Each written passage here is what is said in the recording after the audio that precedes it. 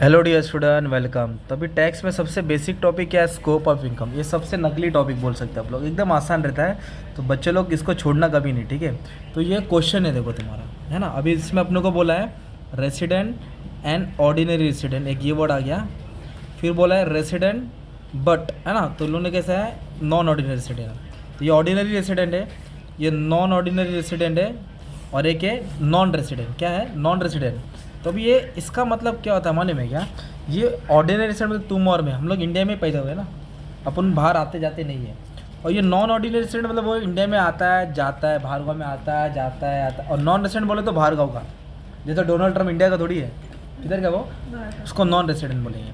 तो ये आपको ऐसे स्टेटमेंट दे रहेंगे 6 के 6, यहाँ कॉपी करना है। फिर आपको बताना है कि किसको टैक्स लगेगा, पहले वाले को लगेगा कि सब में लगेगा, किस में लगेगा ना। तो ये देखना कि इनकम इंडिया में रिसीव किया है कि फॉरेन में रिसीव किया है। तो जैसे कि एक फर्स्ट सेंटेंस पढ़ता हूँ, professional fees received in India. तो लिखेंगे प्रोफेशनल फीस, किधर आया पैसा? इंडिया में। तो इसको लिखेंगे इंडियन इनकम, या इनकम रिसीव्ड इन इंडिया लिखेंगे। अगर बाहर का इनकम रहेगा तो फॉरेन इनकम लिखेंगे। तो जो भी पैसा इंडिया में मिला, क्या सुने, जो भी पैसा, तो तीनों को टैक्स देने का, चाहे वो ऑर्डिनरी हो या नॉन ऑर्डिनरी हो या डोनाल्ड ट्रम्प हो। इंडिया में काम है तो उसको टैक्स देना है ना यार। तो तीनों जगह लिखेंगे, मतलब 11,000 को तीनों जगह आएगा। इसका मिल गया एक मार्क आपको ना। फिर क्या बोला है? Income earn in India. Income किधर अर्न किया? इंडिया में, पर मिला किधर? रोम में। पर पैसा किधर का है? हाँ, इंडिया का पैसा है ना, इसलिए तीनों जगह आएगा। इंडिया का पैसा इसके लिए, अगर इधर मान लो दुबई रहता और इधर रोम रहता, रोम बोलो तो इटाली, ठीक है, तो बाहर को रहता तो पहली जगह पे आता है। ओके, अभी क्या मिला? डिविडेंड मिला ऑन इंडियन कंपनी। कौन सा कंपनी? एक तो इंडिया में मिला और एक बाहर मिला। पर डिविडेंड कौन सी कंपनी से है? Indian company. तो जो भी इंडियन कंपनी का डिविडेंड है ना, वो भी टैक्सेबल है। जूनी बुक है ये। कौन सी बुक है आपकी? तो इधर लिखेंगे टैक्सेबल। क्या लिखेंगे? तो भी टैक्स आएगा। ये जूनी बुक है, इसलिए पहले डैश मारा था। क्या मारा था? तो डिविडेंड, कितना डिविडेंड है? 6,000। तो डिविडेंड चाहे इंडिया कंपनी हो चाहे फॉरेन कंपनी हो, तो सब जगह लिखना है। अभी क्या है? रिसीव्ड अब्रॉड, इंडिया का पैसा बाहर को मिला। पैसा किधर का है? नहीं, पैसा इंडिया का है, पर मिला किधर?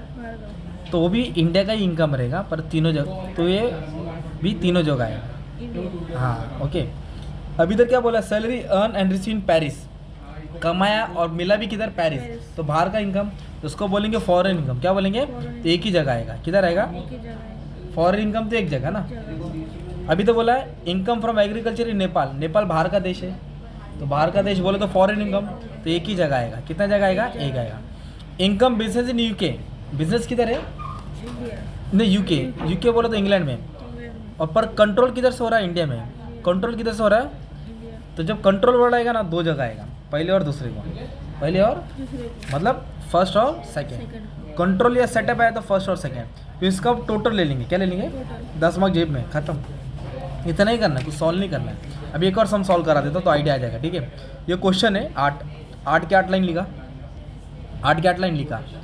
Dividend receive from McDonald limited USA company in USA. मतलब पैसा कहाँ से आया? McDonald company. तो मैकडोनल्ड कंपनी कहा कि यूएसए की है, और पैसा भी कहाँ मिला? बाहर ही मिला है। तो ये कौन सा इनकम हो गया? Foreign income. तो फॉरेन इनकम किसको टैक्सेबल है? पहले वाले। फॉरेन इनकम किसको टैक्सेबल है? Rent receive from house in Kolkata, किधर मिला? तो कोलकाता इंडिया में है ना, तो इंडियन इनकम। तो इंडियन इनकम बोले तो तीनों को टैक्स देने का। Income from agriculture in Sri Lanka, Sri Lanka Bharat का देश है, तो बाहर का इनकम तो एक को ही देना है। अभी ये वाला मेन है।